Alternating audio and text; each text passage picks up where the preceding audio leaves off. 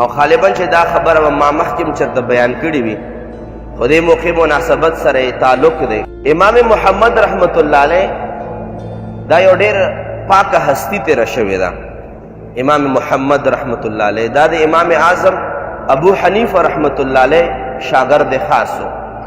د ده مبارک په زندګۍ کې یو ګوشه دا وه چې هغه مبارک روانو په لار باندې ډېر زیات تږی شوی و. په لار کې د چا نه شربت واغستو، شربت سوال یې ته وکړو، ورته وایي جناب یو ګیلاس شربت راکړه او ما سره خو پیسې نشته خو یو څو مسائل دینی مسائل به درته وښایم، پیسې را سره شته نه. شربت والا به یو نادانه و، کمکل به و، ناپوهه و. ورته وایي چې جناب اے مسافره چې څوک مې مونږ هم غریبي ده، مسائل جماعتونو کې په مفتو باندې ملاویږي، جماعتونو کې به چرته زده کړو، که پیسې راکولی شي ډېره ښه ده، شربت ګیلاس به درکم، کنی زه معذرت کوم د مسایلو د زده کړې نه، بس تاسو خپل کار کوئ. امام محمد سے فرمایي چې زه را رسخت کم خو په یو دو مسلو په بدله کې شربت را نه کړو. مختصر عرض کوم ورځې تېرېدې د شربت والا یوه نیازبینه لور وه، هغې واده جوړ شو او ډېره زیاته مینه محبت یې ورسره. شربت والا ورته ډېر جذبه کې راغی او لور ته وایي چې بچی ما خو تا سره ډېره مینه ده، وایه د واده په مال او په جهیز کې درله څه وکړم، دا م هم درله وکړل، دا م هم درله وکړل. بچی وایه څه درله نور وکړم؟ بچی ورته وایي چې بابا پسې تا څومره وس دی، شربت والی څومره د وس دی هغه دراله وکړل. جذباتو کې راغی او لور ته وایي چې بچی ما باندې د ښځه طلاق کوي، که چېرې ما تاله د دنیا ټول سامان په جهیز کې ونه کو، نو ټولې دنیا سامان څوک کولی شي؟ جهیز کې بادشاہ هم د ټولې دنیا سامان نشي کولی. د شربت والا به څه حیثیت وي، مالی حیثیت به څه وي؟ غرض دا چې سوچ چې وروسته وله ورغی ډېر پریشانه و چې دا خو نیټه رانږدې ده، هلته مې ښځې له طلاق ورکړل چې که ما ټول دنیا سامان ونه کو، ټولې دنیا سامان ما باندې ښځه طلاق کوي، هلته د نیټه د واده را روانه ده، هلته یې طلاق ورکړي. لنډه دا چې یا به طلاق د ښځې غورځېږي او یا به لور ودېږي، چې لور ودېدو له ورکوي ښځه طلاقه کېږي، ځکه چې ټولې دنیا سامان خو نشي کولی. غرض مه دا چې دا څو ورځې پاتې دي او دغه شربت والا په عالمانو باندې ګرځي.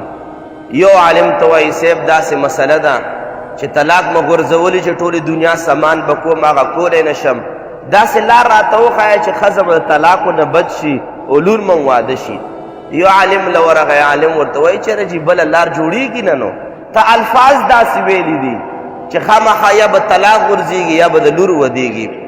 بل عالم له ورغی، هغه ورته هم دا خبره وکړه. بل عالم له ورغی، ورته هم دا وویل چې بس دې دواړو چارو کې یو چاره به کېږي، د دې نه بغیر ممکنه نه ده.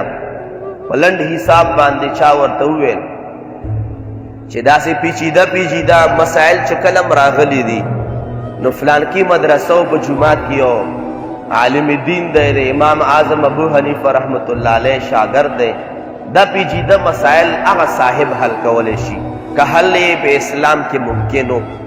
صاحب روان شو شربت والا، چې کله جومات ته رادننه شو جای نماز باندې امام محمد رحمت الله علیه ناست و. چې کله شربت والا رانږدې شو ویې کتل، زړه کې وویل چې دا خو همغه د شربت چې ما نه غوښتی و، دا خو همغه صاحب دی. اوس خو ورته راګیر یم زه، اوس خدای وکړه، اوس ورته کېنم سړی پوښتنه ته وکړه. امام محمد صاحب چې وکتلم نو ویې پېژندو چې دا خو همغه شربت والا صاحب دی. چې کله کېناستو امام محمد صاحب ورته فرمایي وایه جناب څه ده راوړي؟ جی یو مسلې پوښتنه ده. امام محمد صاحب ورته رحمت الله علیه ورته فرمایل چې دې مسلې حل ما سره شته دی، لور به دم ودېږي او ښځې د طلاق نه به هم بچ کېږي، خو صرف شربت والا تا نه یو پوښتنه کوم، د ما د جواب نه مخکې تا نه یو پوښتنه کوم چې تا به کوم ورځ باندې شربت ماله نه راکولو په دوو مسلو باندې. تا ته گزارش کومه چې د ستا شربت ډېر قیمتي دی او که د ما د دین احکامات و مسائل و جوابات قیمتی دی. شربت والا ایمان جواب ورکو چې دین ډیر قیمتی دی. ورته فرمایي چې کتا د شربت په پیسو باندې خرڅیږي او قیمتی دی، دینم دومره سپک نه چې زه تا ته درکم په مفتو کې. لاړ شه 400 درهمه شکرانه راوړه بیا به جواب درکوم در الله. داسې کسر هم داسې پکاري. ٹھیک ده جی. امام محمد صاحب رحمت الله علیه ورته فرمایي 400 درهمه باندې به دا جواب درکوم. لاړو 400 درهمه نن سبا حساب مطابق چې اندازه لګئ داسې وی 25 لکه روپۍ ولا راوړئ ورته کېښودې. امام محمد صاحب ورته یو ناشنا غوندې خبره کوي او دام د اورېدو قابله ده. امام محمد صاحب ورته فرمایي جواب نه مخکې فرمایي چې شربت والا په کومه ورځ باندې چې ما تا ته 2 مسلې ښودې د شربت د ګیلاس په بدله کې، یو مسله مو درته دا ښوده چې کومه درته پیښه شوې ده، یو مسلې جواب مو درله دا درکولو چې کومه درته پیښه شوې ده، یا به دغه مسله تا ته صرف د شربت ګیلاس په بدله کې میلاوې ده، اوس درته په 400 درهمه مقابله کې میلاو شوه.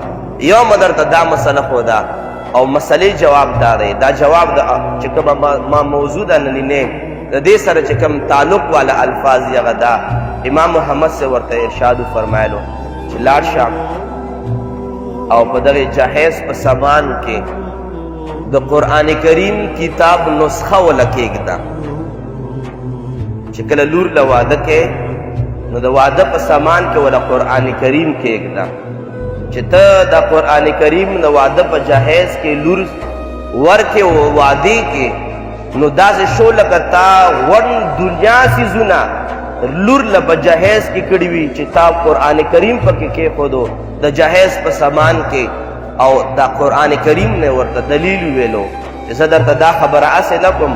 رب العالمین قرآن کریم کے ارشاد فرمائی ولا رطب ولا یابس الا فی کتاب مبین. کتاب مبین یو تفسیر لوح محفوظ دے، یو تفسیر قرآن کریم دے. رب العالمین فرمائی نشتا با دنیا کائناتو کے نہ وچ ششتا و نہ لند ششتا دا تمام دنیا سی زنہ ٹول پٹول باندے دا یک تنہا پا قرآن کریم کے موجود دی. نو تا جہیز کے قرآن کریم خپل بچے لورکڑو نو تا دا خپل طلاق نہ برشوے زکا چھ دا قرآن کریم کے دا کائناتو ہر چیز پروت تے او تا طلاق دا غرزولیو چھ کچرے ما دا دنیا ٹول سیزونا پا جہیز کے ورنکل نو ما دا خز طلاقوی قرآن کے ہر شے موجود دے چھ تا قرآن کریم پا جہیز کے ورکڑو لور بدم وادشو خزبم دا طلاق نہ بچی. دا اغا قرآن کریم دے چھ دا کائناتو ہر یو سیز پا کے موجود دے.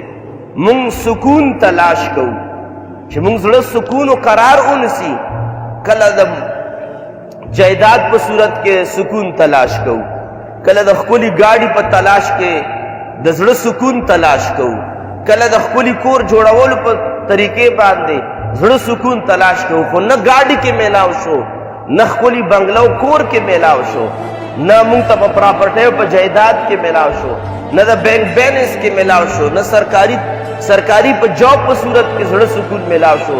زړه سکون چې میلاویږي دا یک تنها د الله په کتاب او د الله په ذکر کې میلاویږي. قرآن کریم په دې باندې گواه دی.